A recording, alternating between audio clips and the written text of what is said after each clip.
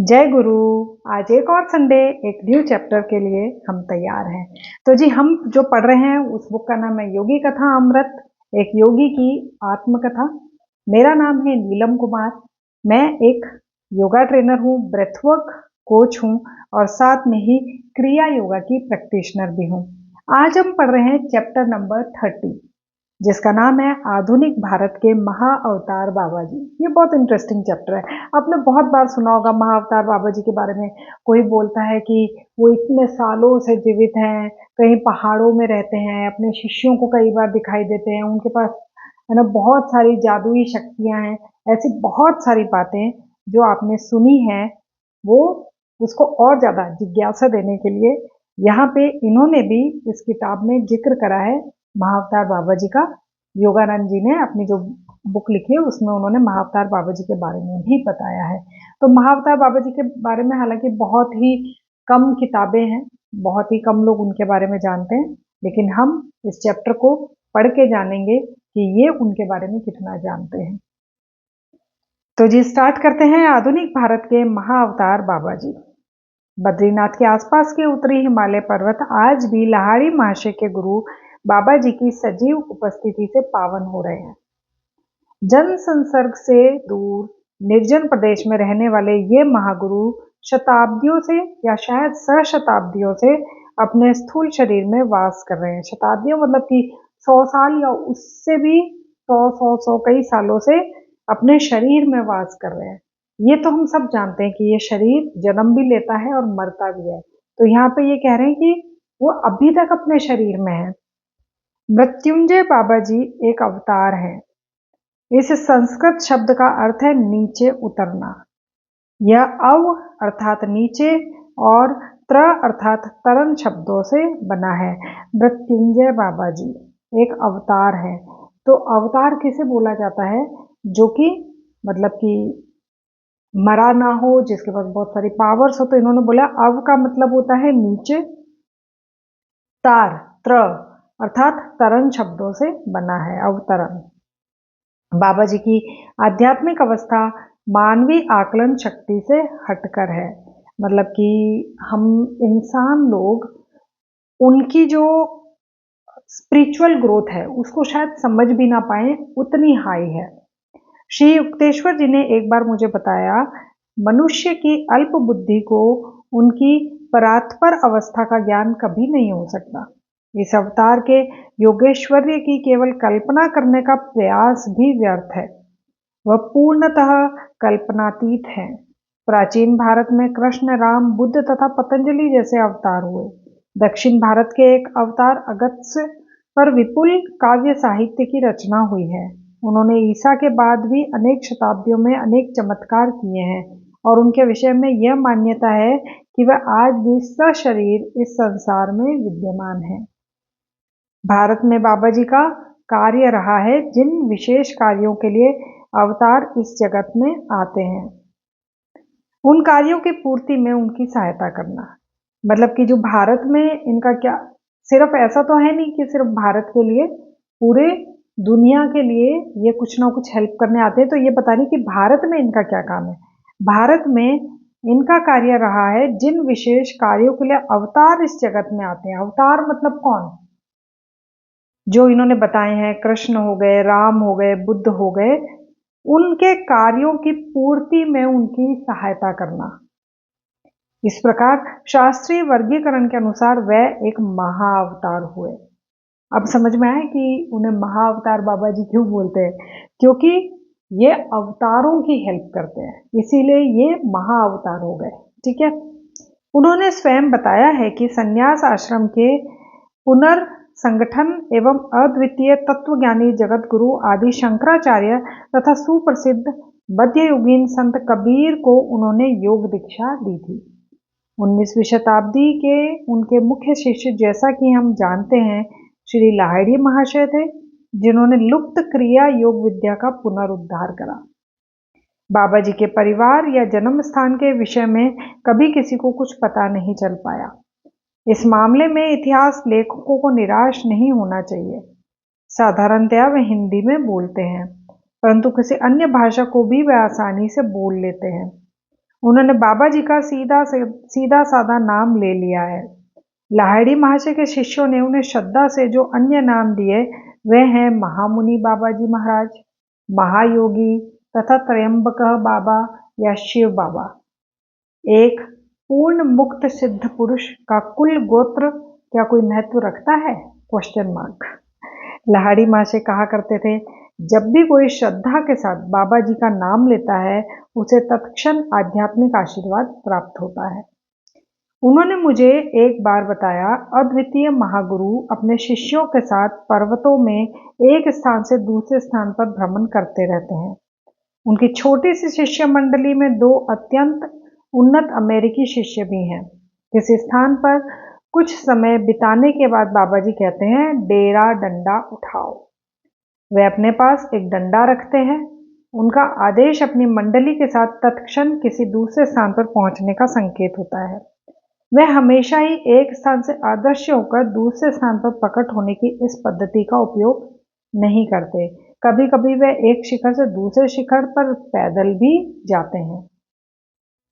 कितना मतलब कि चैप्टर में कितना कुछ है सीखने को। ये यूं बोल रहे हैं कि डेरा डंडा उठाओ, यानी कि वो एक जगह से हटते हैं और दूसरी जगह चले जाते हैं तत्क्षण, यानी कि इमीडिएट। आपको वो जाते हुए, ट्रैवल करते हुए, पैदल आते जाते हुए नहीं दिखेंगे। वो आज यहाँ हैं और कल यहाँ मिलेंगे आपको। आप बस हैरान रहोगे कि यहाँ से वहाँ ये इतनी दूर कैसे पहुंच गए। लेकिन वो कह रहे हैं कि हमेशा वो इन शक्तियों का यूज नहीं करते थे, कभी कभी वो पैदल भी यात्रा करा करते थे। वे हमेशा ही एक स्थान से अदृश्य होकर दूसरे स्थान पर प्रकट होने की इस पद्धति का उपयोग नहीं करते थे। मतलब ये कह रहे हैं कि हमेशा इस जादू का, है ना, हमारे लिए तो जादू ही हुआ, इसका उपयोग वो नहीं करते थे। कभी कभी वे एक शिखर से दूसरे शिखर पर पैदल भी जाते थे। जब बाबा जी की इच्छा होती है तभी उन्हें कोई देख या पहचान पाता है। उन्होंने विभिन्न भक्तों को किंचित से परिवर्तन के साथ भिन्न भिन्न रूपों में दर्शन दिया है, कभी दाढ़ी मूछ के साथ तो कभी बिना दाढ़ी मूछ के। उनकी अक्षय देह के लिए किसी आहार की आवश्यकता नहीं पड़ती, इसलिए कदाचित ही कभी वे कुछ खाते हैं। हाँ, शिष्यों को जब वे दर्शन देते हैं तब लौकिक शिष्टाचार के रूप में कभी कभी फल या चावल की खीर स्वीकार कर लेते हैं। केवलानंद जी बताते गए बाबा जी के जीवन की 2 विस्मयकारी घटनाएं मुझे ज्ञात हैं। अब ये क्या है, अलग अलग गुरुओं ने जो जो कुछ उनके बारे में बताया। पहले लाहिड़ी महाशय ने बताया कि ना किस तरीके से कोई उनका नाम ले ले तो उसे आशीर्वाद प्राप्त हो जाता है। फिर किस तरीके से वो एक जगह से दूसरी जगह गायब हो जाते थे, मतलब अपने शिष्य मंडली के साथ दूसरी जगह पहुंच जाते थे। लाहिड़ी महाशय ने बताया, जो कि उनके शिष्य थे। अब केवलानंद जी ने उनके बारे में क्या बताया, मतलब कि देखिए ना, आप इतना इतना सा बता रहे, थोड़ा थोड़ा सा, है ना, और उसको पैराग्राफ में लिखा है। तो इन्होंने इस बुक को लिखने में कितनी मेहनत करी है। तो योगनंदा जी बाबा जी के बारे में जितना कुछ भी जान पाए अलग अलग लोगों से, वो उन्होंने इकट्ठा करा और इस किताब में लिखा। तो अब कौन बता रहे हैं? केवलानंद जी। बाबा जी के जीवन की 2 विस्मयकारी घटनाएं मुझे ज्ञात हैं। एक रात उनके शिष्य वैदिक होम के लिए जल रही विशाल अग्नि ज्वालाओं को घेर कर बैठे थे। अचानक महागुरु ने एक जलती लकड़ी उठा ली और अग्नि के पास ही बैठे एक शिष्य के नंगे कंधे पर उसे हल्का हल्का सा प्रहार करा।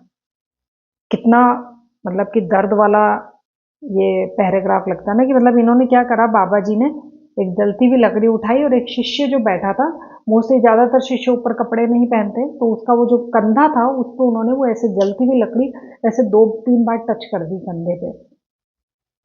यह तो क्रूरता है गुरुदेव। वहां उपस्थित लाहिड़ी महाशय ने अपना विरोध प्रकट करा। तो लाहिड़ी महाशय शिष्य थे उनके, केवलानंद जी भी शिष्य थे। तो केवलानंद जी बोल रहे हैं कि लाहिड़ी महाशय अचानक से बोल पड़े कि गुरुजी ये तो क्रूरता है, ये तो गलत है, आप उसके कंधे को क्यों जला रहे हो?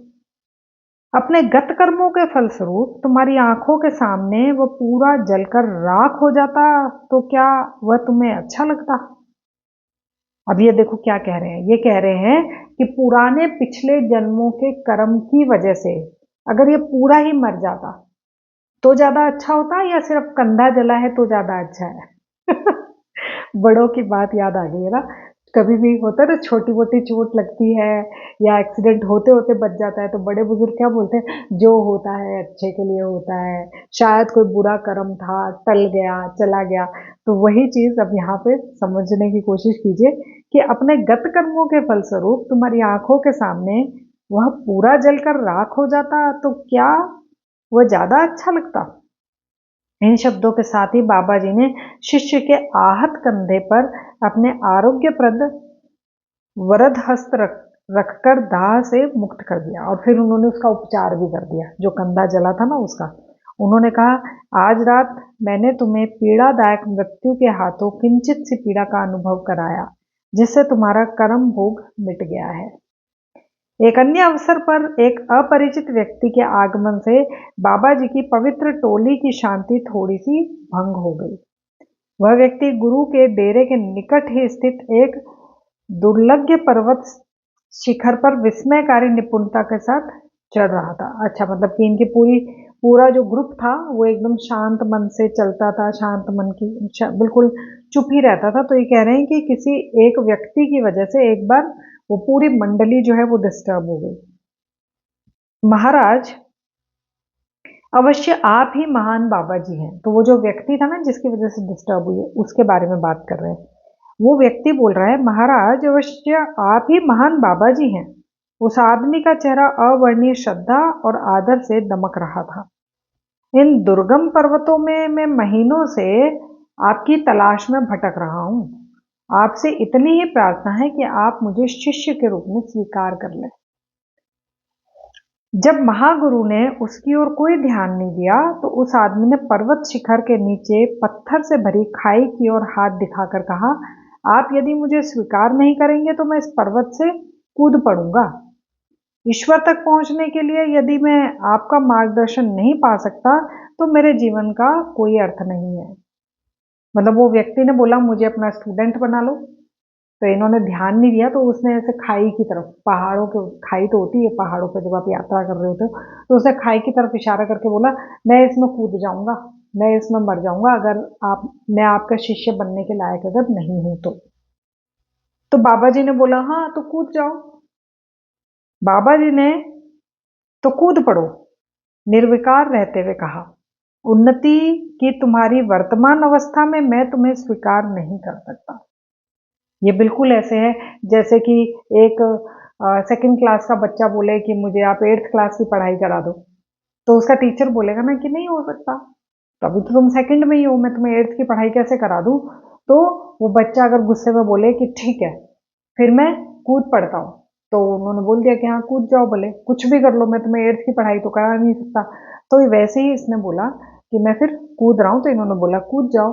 अभी जो तुम्हारा लेवल है विजडम का, जो समझने की जो तुम्हारी शक्ति है, वो उतनी नहीं है कि मैं तुम्हें अपना शिष्य बनाऊं। तो सोच लीजिए, अगर आप भी इनके शिष्य हैं तो आपका विजडम कितने लेवल तक पहुंच गया है कि आप शायद इन चैप्टर्स को सुन भी रहे हैं, समझ भी रहे हैं और अप्लाई भी कर रहे हैं।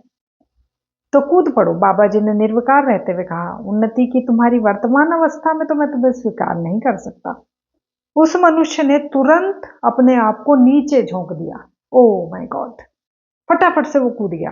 स्तब्ध हुए शिष्यों को बाबा जी ने उसके शरीर को उठा लाने का आदेश दिया। अब जो आसपास के शिष्य थे ना वो हैरान हो गए। मतलब कि दोनों ही केस में देखिए, पहले कंधा जलाया उसमें भी ऐसा लगा कि गुरुजी तो बहुत ही वो है, मतलब कि, तो अब यहाँ पे गुरुजी ने बोला मर जाओ, तो वो मर गए। तो अब यहाँ पे भी शिष्यों को एक नई लर्निंग मिल रही है। ठीक है, जब शिष्यों ने वह क्षत विक्षत शव लाकर उनके सामने रख दिया, मतलब कि वो कूद गया था तो ऑब्वियसली बहुत सारी चोटें आई होंगी, तो बाबा जी ने उस पर अपना हाथ रखा। परम आश्चर्य, उस आदमी ने आंखें खोली और सर्वशक्तिमान गुरु के चरणों में साष्टांग लौट गया, मतलब कि गुरु के चरणों में प्रणाम करा। अब तुम शिष्य बनने के अधिकारी हो गए हो। पुनर्जीवित चेले की ओर देखकर अत्यंत स्नेह से मुस्कुराते हुए बाबा जी ने कहा, तुमने साहस के साथ इस कठिन परीक्षा में सफलता प्राप्त की है। अब मृत्यु कभी तुम्हारा स्पर्श नहीं करेगी। अब तुम हमारी अमर मंडली में शामिल हो गए हो। फिर उन्होंने सदा की तरह प्रस्थान का आदेश दिया। डेरा डंडा उठाओ। पूरा दल तत्क्षण उस पर्वत से वैनिश, गायब, अदृश्य हो गया। या कितनी ऐसा लगता है ना दादी नानी की कहानियां सुन रहे। तो ये जो इन्होंने किताब लिखी, वैसे देखो जितनी भी स्पिरिचुअल टीचिंग्स होती है ना उसमें आपका इंटरेस्ट आता नहीं, आपको लगता है ना अच्छी अच्छी बातें करेंगे और है ना सच बोला करो, ये मत करा करो, मत करा करो, तो हमें बोरिंग सा लगता है ना। तो ये एक ऐसी स्पिरिचुअल बुक है जो स्टोरीज के माध्यम से लिखी गई है। अब इस चैप्टर में ही जैसे कि इन्होंने बता दिया कि हो सकता है आपकी लाइफ में कुछ बुरा हो रहा हो सकता है आपकी लाइफ में कुछ चैलेंज हो, कुछ प्रॉब्लम हो, लेकिन वो प्रॉब्लम या चैलेंज इसलिए है क्योंकि उससे जो आपको लर्निंग मिल रही है, उससे जो आपको सीख मिल रही है, उससे आपकी ग्रोथ हो रही है, स्पिरिचुअल ग्रोथ हो रही है। जैसे कि इसमें कंधा जला के और वो मरकर उनकी कॉन्शियसनेस इतनी हाई होगी कि अब वो सीखने को, आगे की टीचिंग सीखने को रेडी हो गए। वैसे ही हमारी लाइफ में भी जो प्रॉब्लम्स आती जाती है वो हमें आगे के और बिग चैलेंजेस के लिए रेडी करती रहती है। तो बुक इसीलिए भी बहुत अच्छी लगती है क्योंकि सब कुछ बहुत इजीली स्टोरी की फॉर्म में समझाया है। अगर किसी को समझ में नहीं आया तो कम से कम स्टोरी तो सुन ही रहा है वो, है ना। चलिए, थैंक यू सो मच। जय गुरु।